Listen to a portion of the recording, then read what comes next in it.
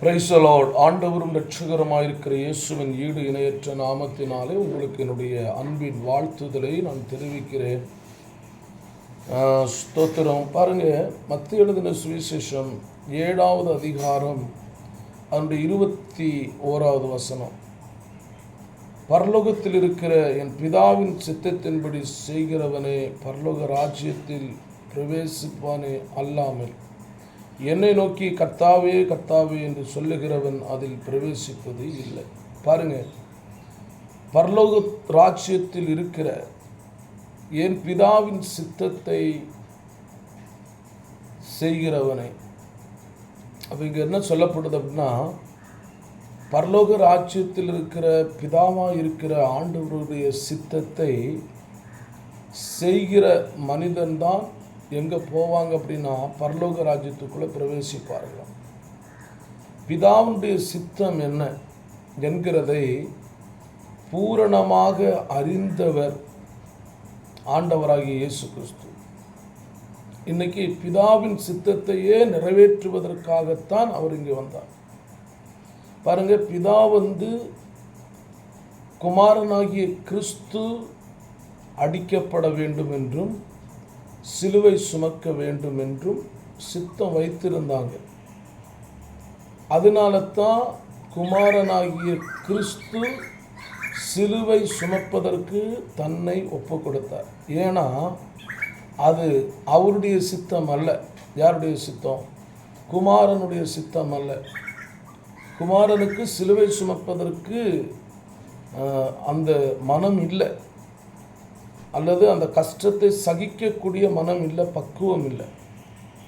ஏன்னா அந்த சிலுவை சுமப்பதற்கு தன்னை முழுமையாய் அர்ப்பணிப்பதற்கு காரணமே என்ன அப்படின்னா பிதாவின் சித்தம். அப்போ இன்றைக்கும் இந்த உலகத்தில் இருக்கிற நாம் பிதாவுடைய சித்தத்தை, அதாவது குமாரனுடைய சித்தத்தை நாம் நிறைவேற்றும் போது அது பிதாவின் சித்தமாக மாறுகிறது. புரியுதுங்களா? பிதா குமாரனுடைய சித்தத்தை நிறைவேற்றுகிறார். இன்றைக்கு நாம் குமாரனுடைய சித்தத்தை, அவர் என்ன செய்தாரோ அதை நாம் நிறைவேற்றும் போது அது பிதாவுடைய சித்தமாய் மாறுகிறது. பகைக்கிறவர்களை நேசிக்கிறது பிதாவுடைய சித்தம். உங்களை துன்பப்படுத்துகிறவர்களுக்காக ஜெபிக்கிறது பிதாவுடைய சித்தம். அதை குமாரன் செய்தார். அப்போ நாமும் அதை செய்யும்போது அது பிதாவின் சித்தமாயிருக்கிறது. அருமையான நண்பர்களே, சகோதரர்களே, இன்றைக்கு உங்களுடைய வாழ்க்கையில் நீங்கள் பிதாவின் சித்தத்தை செய்கிறீர்களா? பிதாவின் சித்தத்தை நாம் நிறைவேற்றுகிறவர்களாக இருக்கிறோமா? கிராமங்கள் தோறும் சென்று சுவிசேஷம் சொல்லுவது பிதாவுடைய சித்தமாக இருந்தது. தரித்திரர்களுக்கு சுவிசேஷம் சொல்லுவது பிதாவுடைய சித்தமாக இருந்தது. அதை குமாரனாகிய இயேசு செய்தார். இன்றைக்கும் அநேக பரிசுத்தவான்கள், கர்த்தருடைய பிள்ளைகள் இதே காரியத்தை செய்கிறோம் இல்லையா? கிராமங்கள் தோறும் சென்று தரித்திரர்களுக்கு சுவிசேஷத்தை நாம் சொல்லுகிறோம். இது யாருடைய சித்தம்? பிதாவுடைய சித்தம். அப்போ இந்த சித்தத்தை யார் செய்தா? யார் அதை நமக்கு ஸ்தோத்திரம் வழிகாட்டி இருக்கிறார்? யார் அதை செய்திருக்கிறாங்க அப்படின்னா ஆண்டவராகிய இயேசு கிறிஸ்து நமக்கு முன்மாதிரியாக அந்த கிராமப்புறங்களுக்கு சென்று சுவிசேஷத்தை பிரசங்கித்திருக்கிறார். இயேசு கிறிஸ்துவை கேவலமாய் பேசியிருக்கிறாங்க. அப்போ நம்மளையும் கேவலமாய் பேசுகிறார்களா அப்படின்னா பேசுனாங்கன்னா அது பிதாவினுடைய சித்தம். ஏன்னா ஏற்கனவே ஆண்டவராகிய இயேசு கிறிஸ்துவே அப்படி திட்டிருக்கிறாங்க. அப்போ அது யாருடைய சித்தம்? பிதாவுடைய சித்தத்தை ஆண்டவராகிய இயேசு நிறைவேற்றினார்.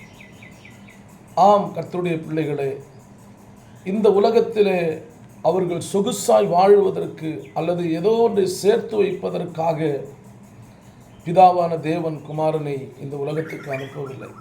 இன்றைக்கு நாம் எப்படி வாழ்ந்து கொண்டிருக்கிறோம் பாருங்கள். நம்முடைய வாழ்க்கையில் அநேக ஐஸ்வர்யங்களை சம்பாதிக்கிறோம், அநேக ஐஸ்வர்யங்களை சேர்த்து வைக்கிறோம். இது பிதாவுக்கு சித்தமாக இருக்கிறதா என்கிறதை நாம் சற்று யோசித்து பார்க்க வேண்டும். நாம் இன்றைக்கு அநேக காரியங்களை குவியல் குவியலாக சேர்த்து வைத்து அது நம்முடைய பிள்ளைகளுக்கு தேவை என்று சொல்லி நினைத்து கொண்டிருக்கிறோம். இல்லை, பிதா உங்களுக்கு என்ன சொல்லுகிறாரோ, என்ன சித்தம் வைத்திருக்கிறாரோ அதை நிறைவேற்றுவதற்காகவே இந்த உலகத்திலே உங்களையும் என்னையும் ஆண்டவர் உருவாக்கியிருக்கிறார். தயவு செய்து இந்த வசனத்தை மறுபடியும் படித்து பாருங்க. மத்தேயு எழுதின சுவிசேஷம் 7ஆம் அதிகாரம் 21வது வசனம். பரலோகத்தில் இருக்கிற என் பிதாவின் சித்தப்படி செய்கிறவனே, பரலோக ராஜ்யத்தில் இருக்கிற என் பிதாவின் சித்தப்படி செய்கிறவன். நான் சொல்லுகிறேன், பிதாவின் சித்தத்தை நாம் நிறைவேற்றுகிற மனிதனாக இருக்கிறோமா? நமக்கு முன்மாதிரியாயிருக்கிற 2000 வருடங்களுக்கு முன்பதாக இந்த உலகத்துக்கு வந்த ஆண்டவராகிய இயேசு கிறிஸ்து ஒரு முன்மாதிரியாக இருந்திருக்கிறார். தன்னுடைய சீஷனுடைய பாதங்களை கழுவி இருக்கிறார் இல்லையா? நாம் இன்றைக்கு பாதம் கழுவுகிறோமா? யோசித்து பாருங்கள். நாம் இன்றைக்கு தெரு தெருவாய் சென்று சுவிசேஷத்தை அறிவிக்கிறோமா? இன்றைக்கு பாருங்க, நாம் இன்றைக்கு கஷ்டப்படுவதற்கு நம்முடைய சரீரத்தை விட்டு கொடுக்கிறோமா? அப்படின்னா இல்லவே இல்லை. ஏன்னா எப்படி நம்ம சொகுசாய் வாழலாம், எப்படி சொகுசாய் இருக்கலாம் என்று தான் நான் நினைக்கிறோம். ஆனால் ஆண்டவராகிய இயேசு கிறிஸ்து தன்னுடைய சரீரத்தில் இருக்கிற ஒவ்வொரு துளி இரத்தங்களையும் இந்த பூமியிலே சிந்துவது பிதாவுக்கு சித்தமாக இருந்தது. ஒவ்வொரு துளி இரத்தங்களையும், ஒவ்வொரு சாட்டையினால் அடி வாங்குவது அல்லது அந்த அடியை பிறர் கொடுக்கிறான், அதை அவர் வாங்குறாரு, அது கூட பிதாவுக்கு சித்தமாக இருந்தது. தன் கைகளிலே ஆணி அடிக்கப்பட்டது பிதாவின் சித்தம், கால்களிலே ஆணி அடிக்கப்பட்டது பிதாவின் சித்தம், தலையிலே முள்முடி வைக்கப்பட்டது பிதாவின் சித்தம். யோசித்து பாருங்க, அவருக்கென்று எதுவுமே இல்லை.